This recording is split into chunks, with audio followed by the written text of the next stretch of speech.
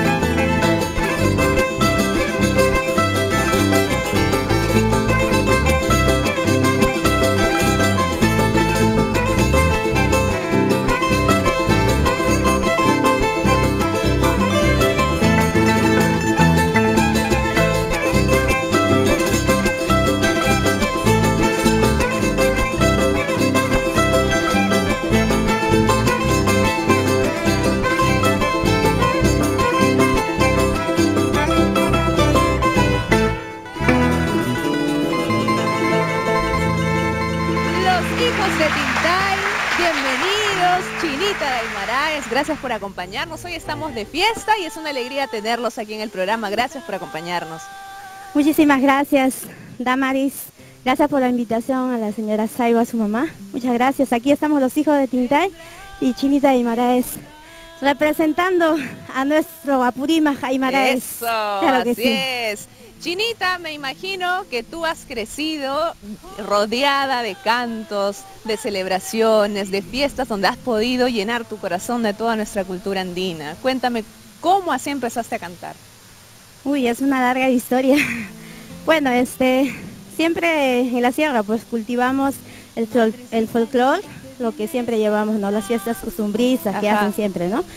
Y bueno, siempre una niña viendo lo que hacen todos, ¿no? ¿Y desde chiquita cantabas ya? Bueno, sí cantaba atrás de mis ovejas, de mis vacas, ¿no? Pero empecé a cantar a los 18 años recién. Ajá, pero de niña aprendiste esos cantos maravillosos. Todo lo que es dominio del público, ¿no? Eso, claro. Muy bien. Felicidades, Chinita, felicidades a los hijos de Tintay. Gracias por acompañarnos aquí en Mixquitaqui. Estamos celebrando el Día Internacional del Folclore y estamos felices de conocer la música de la provincia de Aymaraes. Tú eres del pueblo de Tapairihua. Sí, yo nací en pueblo Chojemarca, un pueblo chiquito, pertenezco al distrito de Tapairihua.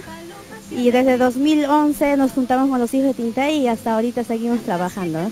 Muy bien, felicidades, que siga esta unión, que vengan más canciones, producciones musicales. Aquí en Mixquitaqui estaremos felices de recibirlos. Gracias por venir. Muchas gracias a ustedes, gracias a todo el público maravilloso que día a día nos sigue.